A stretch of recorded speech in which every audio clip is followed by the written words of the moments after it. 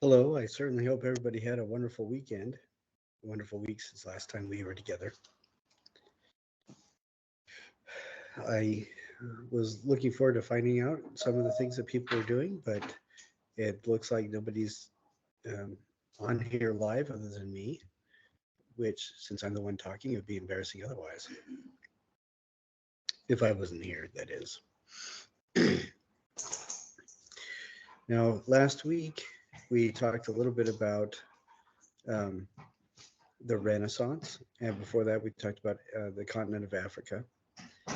One thing that I wanted to mention regarding Africa is that there are two reflections to turn in. One is just about the kente cloth, and it has a couple media bits to look at regarding the kente cloth and how people in the U.S. have kind of interpreted that a little bit. And that reflection is intended as a short one. Then the other one that's on Africa should be about everything having to do with the entire module, about the countries in Africa, the different kind of art styles and media that were spoken about, not just about kente cloth. It seems like people have been submitting a longer version of their kente cloth reflection, and that can be definitely a part of it, but that reflection on Africa should be all the module. We talked about the Renaissance and the dome. There's lots of different possibilities regarding building the dome. Please spend some time before you start, like I mentioned in the assignment, spend some time just researching. If you build it from a kit that you can print out or something like that, it doesn't count. You do need to find your own kind of a thing, and you can put your own spin on it. People have turned in ones where they've used like a geodesic dome style printout and then colored it so it looked like something completely different, and that is totally fine. I think you will get a better score if you color it and make it your own than if you just print the regular paper out and do don't even think about what you're doing and just slap it together. I think that's a bad idea generally.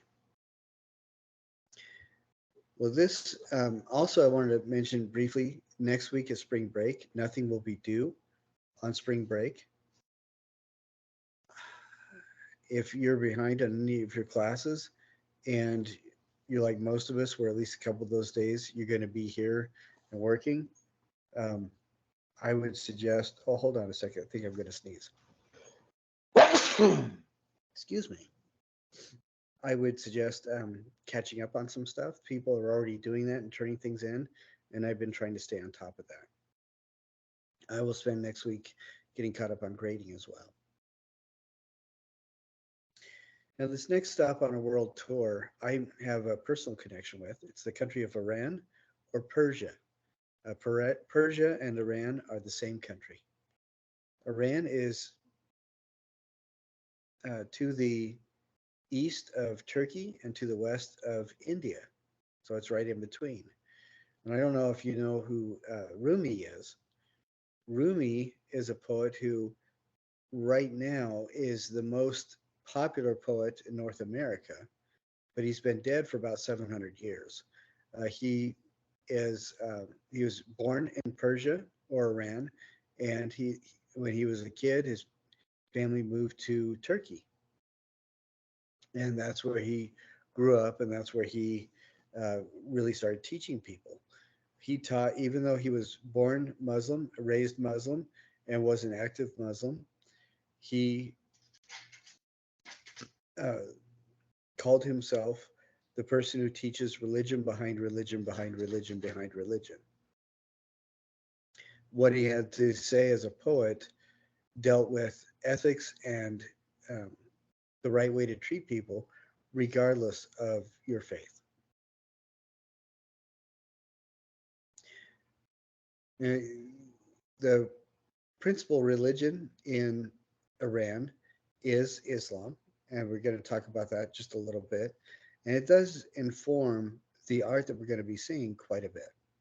In the introduction to the module, there's a really cool video. It's a 360-degree look at a particular mosque that I thought was just astounding. Um, it's in Isfahan, this mosque is, and it is called the Sheikh Lutfallah Mosque. Sheikh is a word that means basically a leader or teacher. It is somebody who is socially recognized as a um, non-democratic leader because they're a religious figure, but people follow them because they trust them. And they know a lot of things because they're very well educated. But the Sheikh Lafala Mosque is in that 360-degree website that you have a link to. And it is just absolutely amazing. You can um, turn it around, look at it in all sorts of different directions.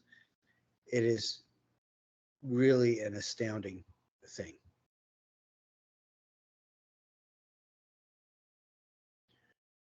So look at that before you get started with the rest of the module, and then continue on. The next part of the module is just going to Iran and looking at some of the things in Iran. Now, there is a lot of social media misunderstanding about religions and social groups around the world. It is really kind of disappointing. Like I almost everybody in the class was really shocked to find out that Africa had 54 countries. All we hear about in the news for the continent of Africa is starving children and civil war, and that's pretty much it. That's all we hear, which is really sad because there's a wealth of other things that have happened, and because of the way the news is set up, I'll just say there's with 8 billion people in the world, there's roughly 200 billion hours of human activity every single day. And through the news, we only hear about the 22 minutes that are at the absolute worst of the worst, which is horribly sad. And like I said earlier, is that we only get a week in. I'm sorry, one of my dogs is scratching at the door. So give me just a second. I'm going to get up.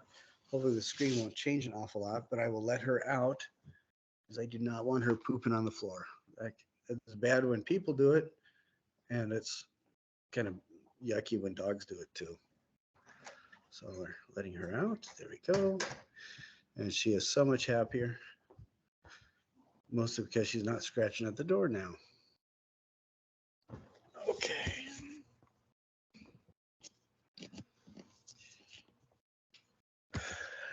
And one of the things that we see from social media is that social media, in order to get you to click on ads, only shows you the things that you react emotionally to. And negativity is a really strong emotion. So again, it's only going to be the worst of the worst. Now, honestly, right now in Iran, there are some things that are happening that are just heartbreaking. And I really hope that in a couple of years things are sorted out so we can go and visit again, because it is absolutely beautiful country. The topology of Iran, or I'm sorry, the topography is almost identical to Utah.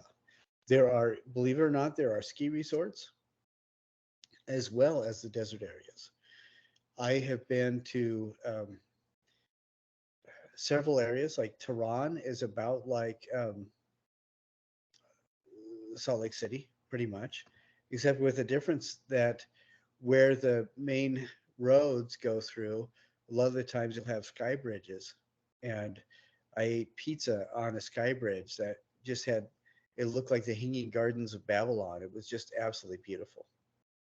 We saw a lot of really wonderful things. But I'll tell you a little bit about that, and we'll talk about Iran and what is going on there. The principal religion observed by the people in Iran is Islam. Islam is a word that means obedience to the divine or peace. And there is some sounds in there. There's the S and the L and the M, and it reminds us of the word shalom or peace in Hebrew. And Hebrew and Arabic both come from the same root language, so that makes sense. In Islam, also, the word for God is an Arabic word, and that is Allah. What is interesting to me is that Allah, again, it's well, if you look at the New Testament, when the last prayer that Jesus gave, he used the name Eloi for God, and that is the way you spell Allah in Greek. So it's Jesus used the same word for God that our Muslim relatives do um, all around the world. And the doggy is scratching again, so I'm going to let her in again. That's wonderful. Sorry about that. Usually, all the dogs are really quiet this time of night, so there you go, sweetheart.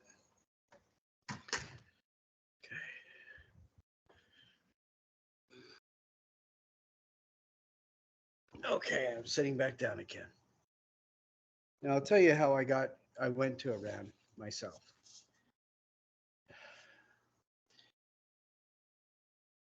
In 2001, 23 insane criminals became responsible for the deaths of about 3,000 people when they bombed, or they didn't exactly bomb, they drove planes into the Twin Towers in New York, the Pentagon, and they were responsible for several downed airplanes with people on them. And it was horrible. It was one of the largest, it was the largest uh, attack on U.S. citizens on U.S. soil. At that time, and this is over 20 years ago, social media and mass media blamed essentially everything on the religion that these 23 people claimed. Um, but they, of course, were not any sort of an example for the faith that they pretended that they followed, or they claimed that they followed.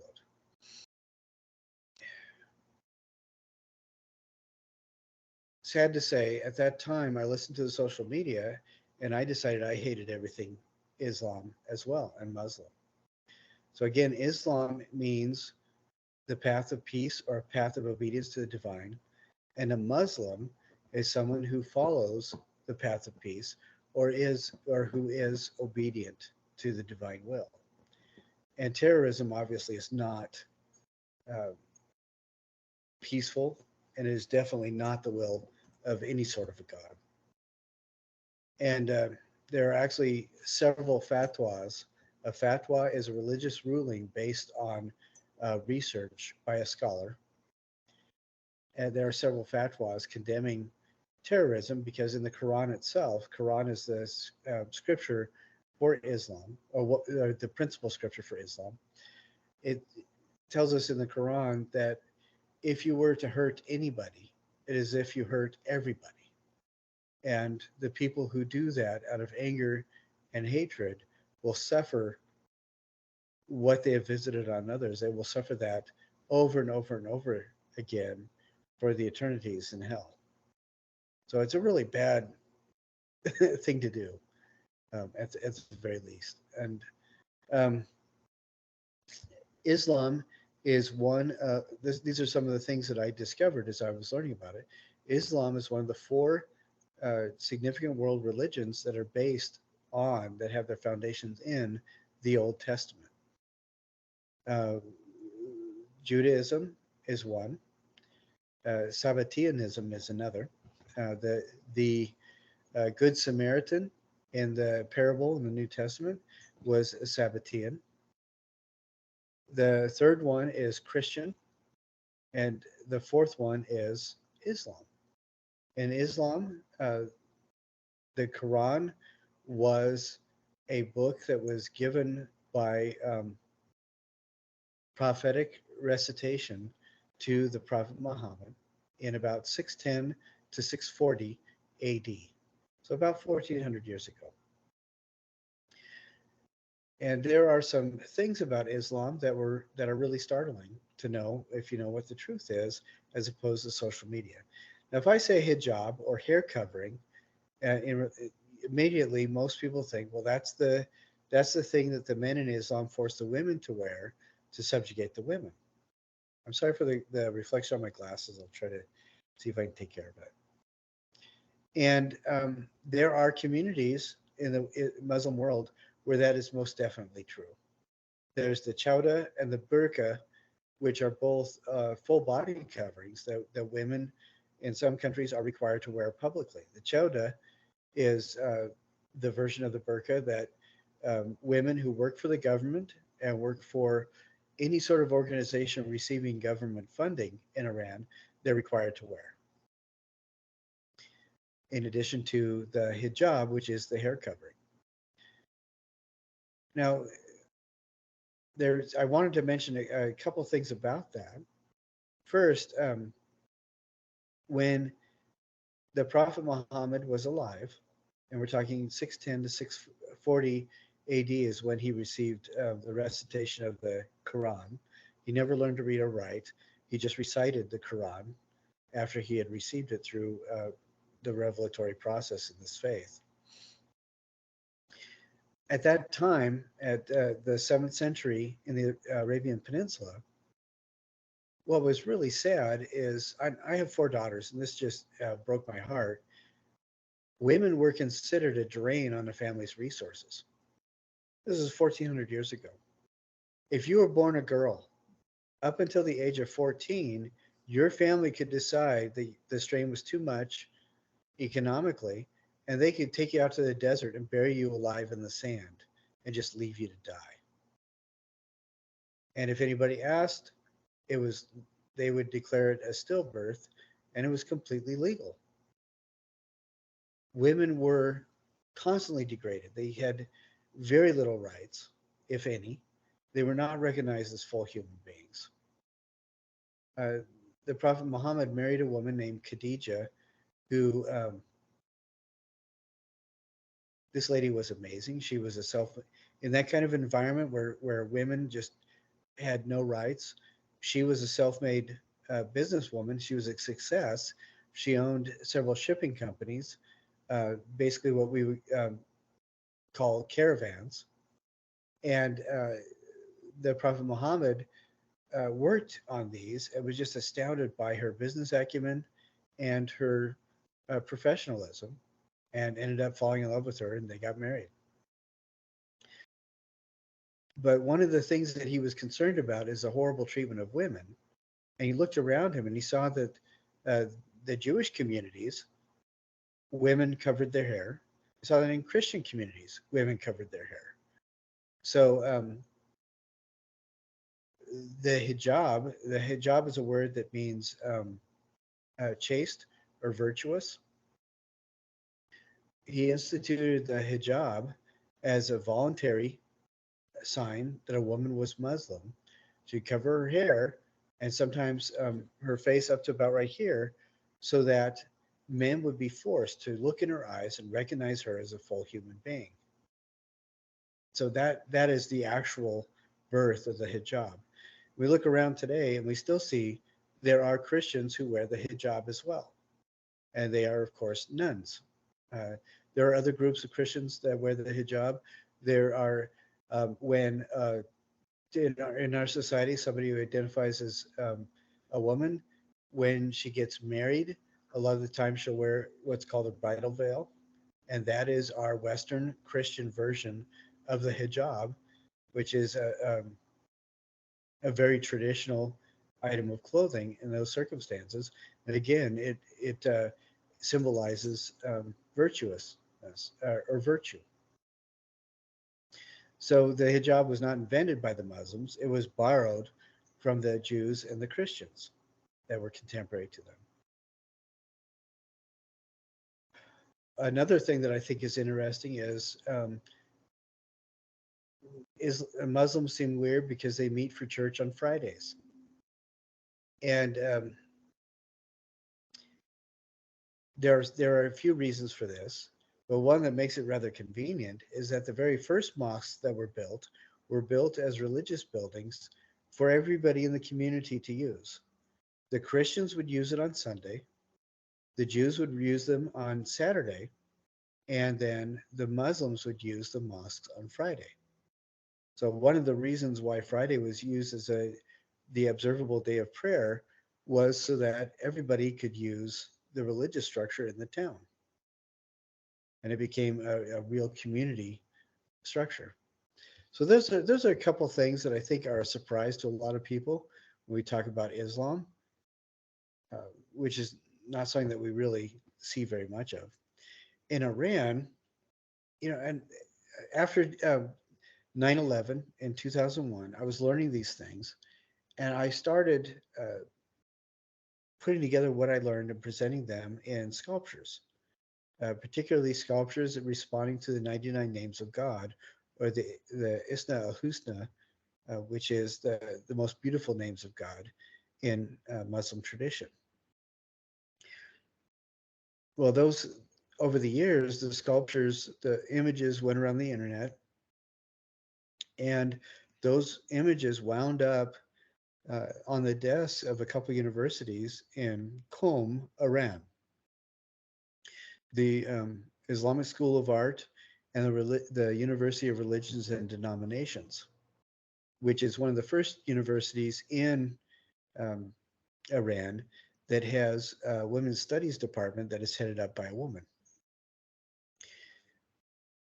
And these two schools contacted me, and they gave me a fellowship to study Islamic art and philosophy in Iran, which was particularly exciting because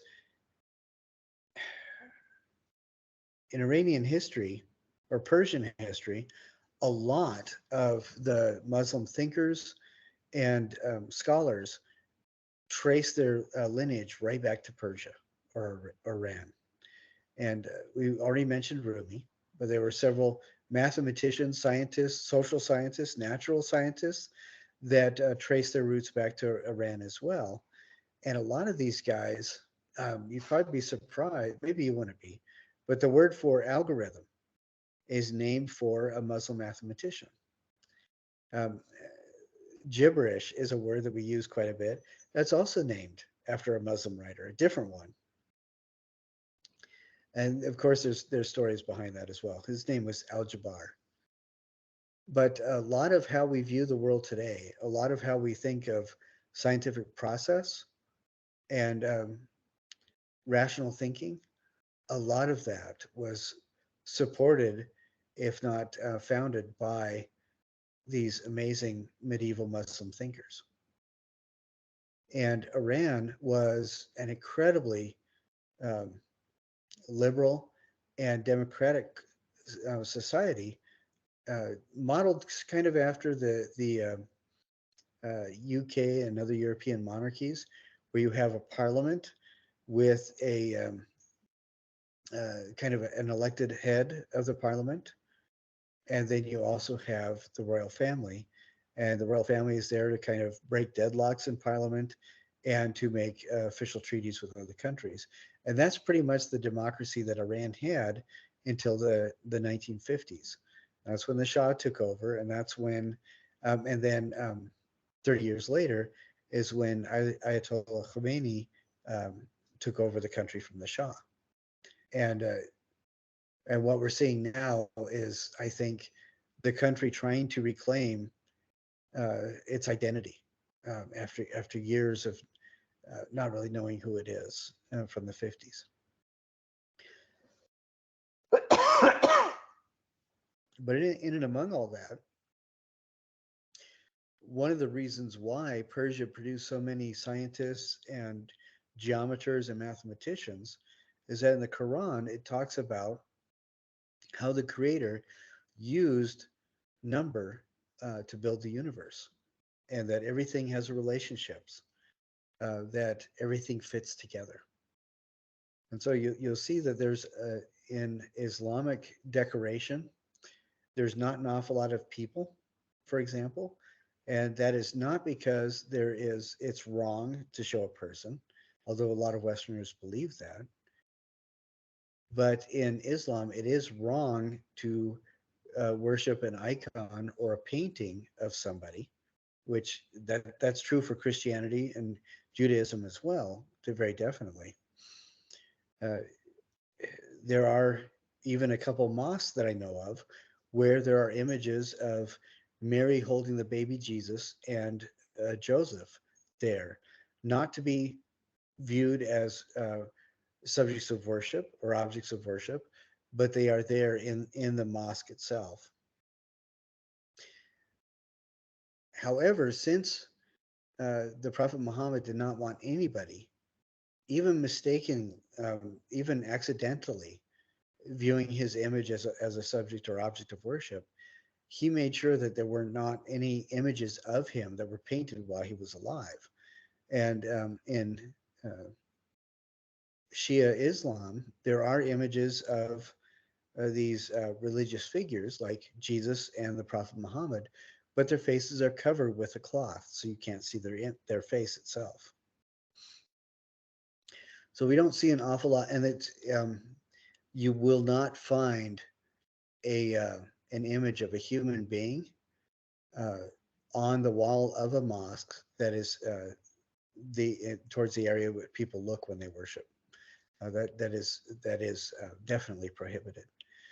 But because of that, thinking back to when we were talking about how God built the universe with ratios and um, everything is related, you get these mathematicians and geometers who start working with incredibly complicated vegetal or floral designs, as well as incredibly complicated interlaced geometries.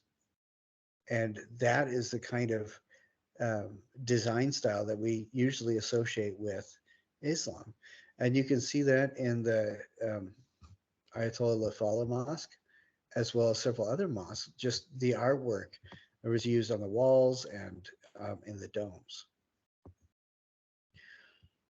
Now, what is one of the things that's really cool about all this, I think, is that one of the reasons why those designs were done that way is to communicate the message that even though things may be very complicated, the Muslims had an understanding that the universe was infinite and that everything, that ecosystems thrive because everything is related. Everything needs everything else to survive. And so you get these designs that kind of communicate that idea that everything is incredibly complicated, but each element is absolutely vital. And it's a religion that traditionally really values the contribution of a single human being. We don't get that view of it very often today with social media and popular media, but that's a message that is communicated very clearly through the Quran. And we can see that in the art.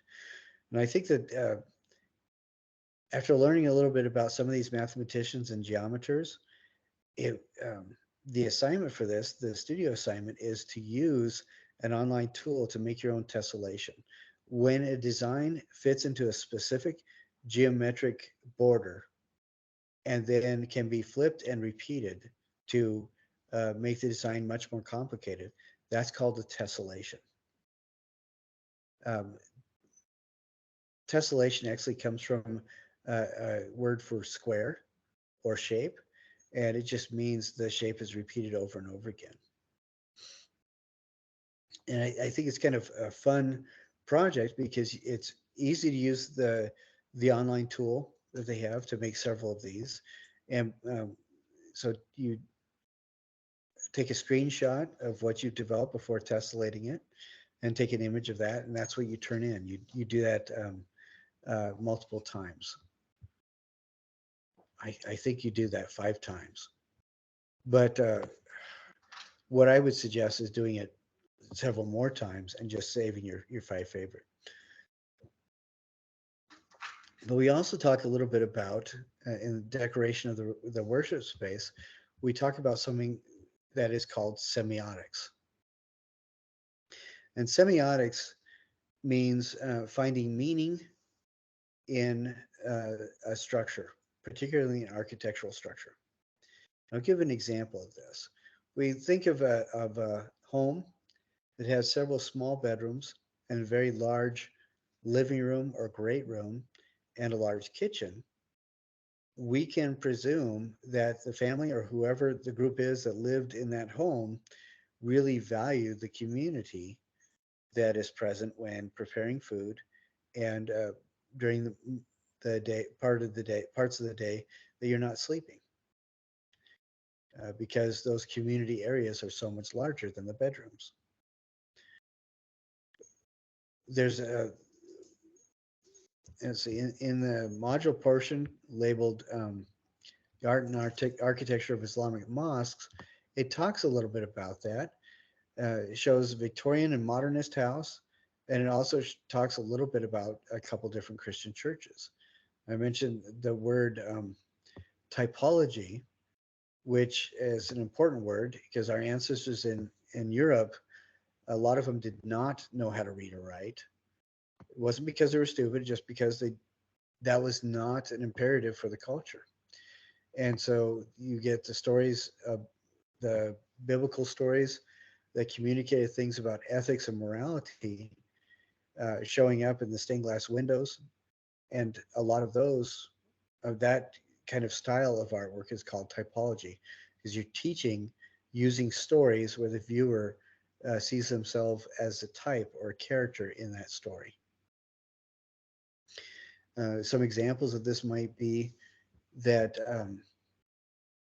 say, for example, you see a woman in a stained glass window. If she's wearing blue, then you know that she's a holy woman. There's some other colors as well that holy woman would wear. You could also presume that she's a saint. If she's wearing a lily, she's the mother of Christ or the queen of heaven. And if she's carrying an instrument, most often like a viol or a flute, then you know that she's Saint Cecilia, who is the patron saint of musicians. And this is the kind of storytelling that was shown visually in stained glass windows. Now, messages are going to have to be communicated differently when we look at mosques in a community where we can't really see the human form directly in the worship space. And so that is why these vegetal designs and calligraphy and geometry show up so prevalently, to kind of give this worship space a sacredness through storytelling, communicating different ideas through the imagery that you're seeing. It's not the same kind of storytelling, it's not typology, but it is a storytelling through symbolism. And then you also learn a little bit about, like I've said, math and geometry. Not too bad, you're not going to be told what to do. But then there's a quiz, and after that, there's also the mosaic tessellations that I mentioned a little bit earlier.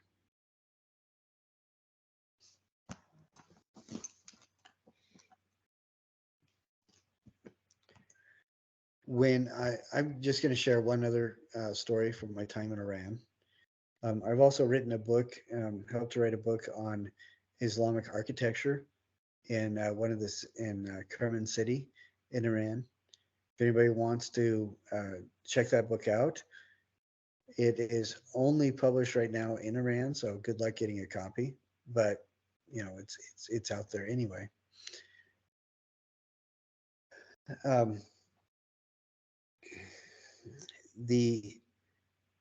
think that this is a really good country to focus on the arts of Islam, because they do inform a lot of other art around the planet. That the Persian art heavily influenced India, and the influence of Persian art reached across Pakistan and into India, into China, to North Africa, into Eastern Europe, into Turkey, for example, and other areas around the world. A lot of the textile designs that people use today in their homes has its roots directly in Persian artwork. What may be interesting to note as well is When you give flowers to somebody, uh, there is a language of flowers, and when you go to the florist, they will tell you what different flowers mean. A yellow rose, for example, means friendship. A white rose means purity. And there are different meanings for all these different flowers. Well, we get that, our culture gets that from the Victorian era, when that was very important. The Victorians got that from a book written called The Language of the Flowers, that was a book that was originally written in Turkey and then published in French in the 19th century. So um, almost 200 years ago. Victorians picked that up. They thought it was awesome, and that's where we get our flower language today. What a lot of people don't realize is that that book that was written in Turkey came originally. A lot of those that language came from had its roots in Persia. Miniature paintings, like book illustrations, primarily, that had its roots in India and Persia.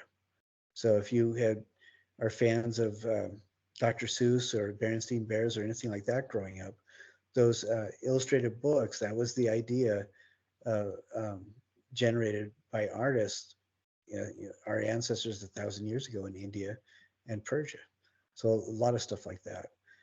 And if you have any questions about my time in Iran, we'll talk after spring break. I wanted to mention again that this next week during spring break, nothing's going to be due. So there's nothing to worry about during that, and we'll get started again right after spring break is over.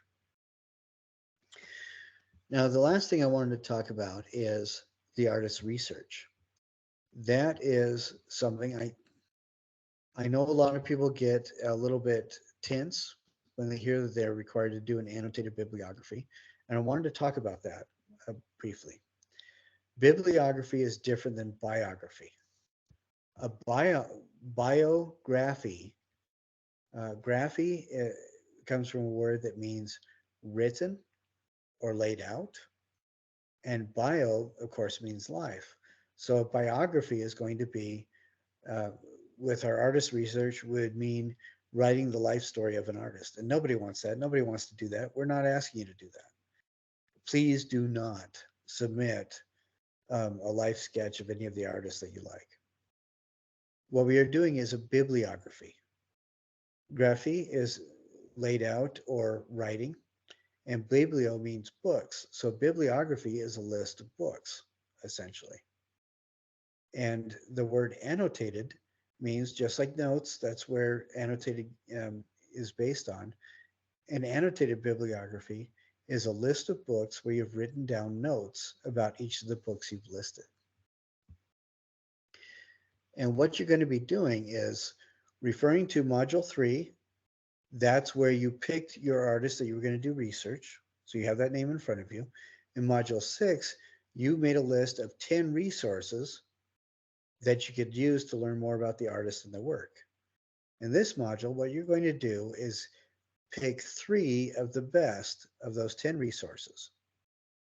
And for each one, you're going to write a citation, it's called, or a reference. So that's your future self or any stranger could find the exact sources that you found on the internet.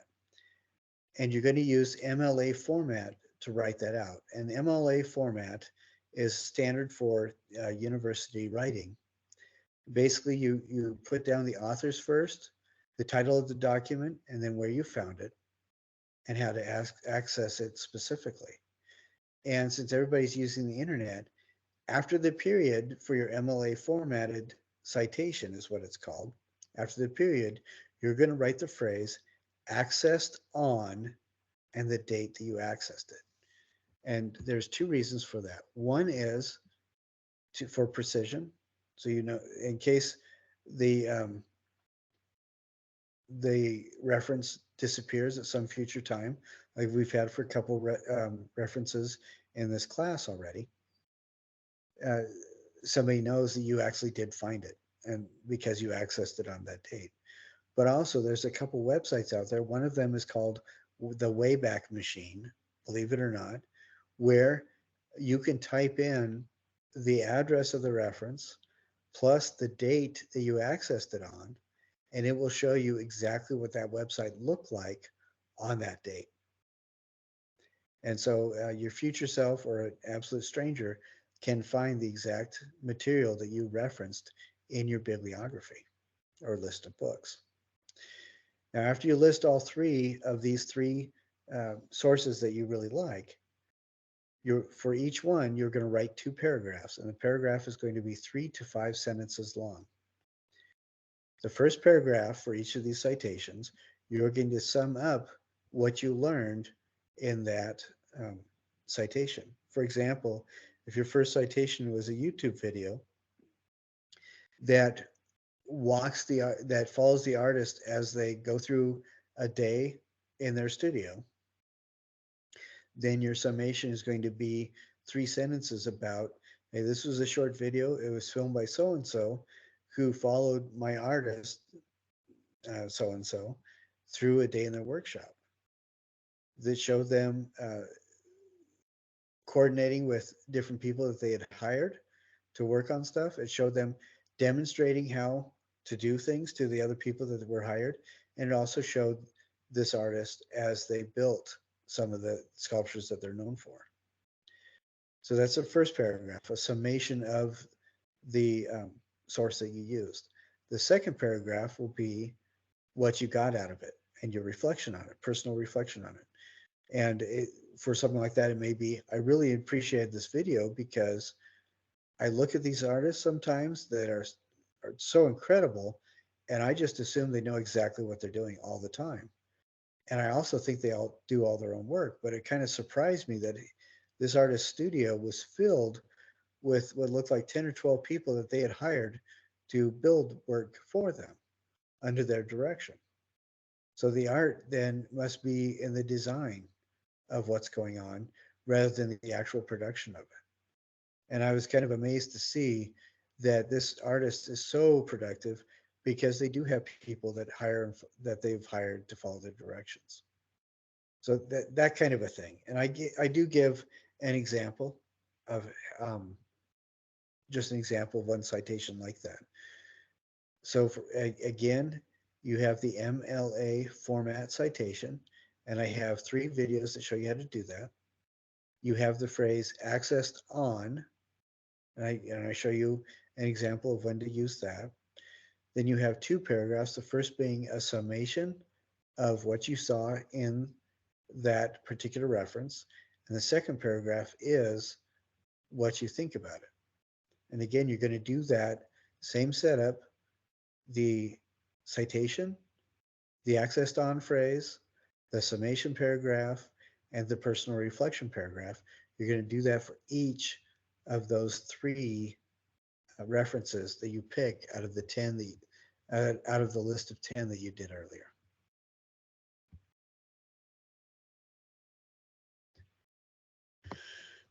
And again, I show an example of this. You do not need to include photos, but it is important that you do a good job on this, and because you'll be using it later on in the semester. And the rubric lays out pretty clearly what you get the points for. So if anybody has any questions, look at that. I would also highly recommend, if you are lost or you're feeling inadequate at all on this, and sometimes you're not a professional writer, you're taking this class because you want to learn about art. So I'd be willing to bet that most of you have not done 1,000 annotated bibliographies. But what you can do is call up or contact the Utah Tech Writing Lab. They are absolutely fantastic. They will walk you through. They have more resources than what I've sent you in the module, and they will hold your hand and help you get the whole thing set up. What I particularly like about the MLA citation style, and again, this is something that's standard for universities, especially the humanities, like what we're doing, the arts. What I like about it is that they have formats for absolutely any type of citation you could want. Of course, books and magazine articles, podcasts, articles that you might find on a blog or an online website, videos about the artist, videos interviewing the artist, videos of people just walking through the gallery and showing the artist stuff.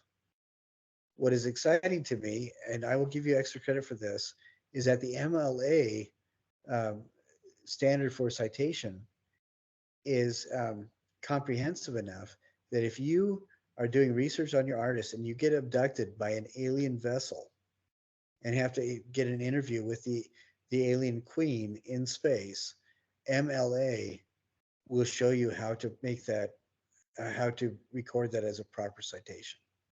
So if in the course of your compiling this annotated bibliography, you actually do get abducted by an alien queen and interviewed while you're in space, um, make sure that you use the Utah Tech Writing Lab to record that using MLA format, and I will give you extra credit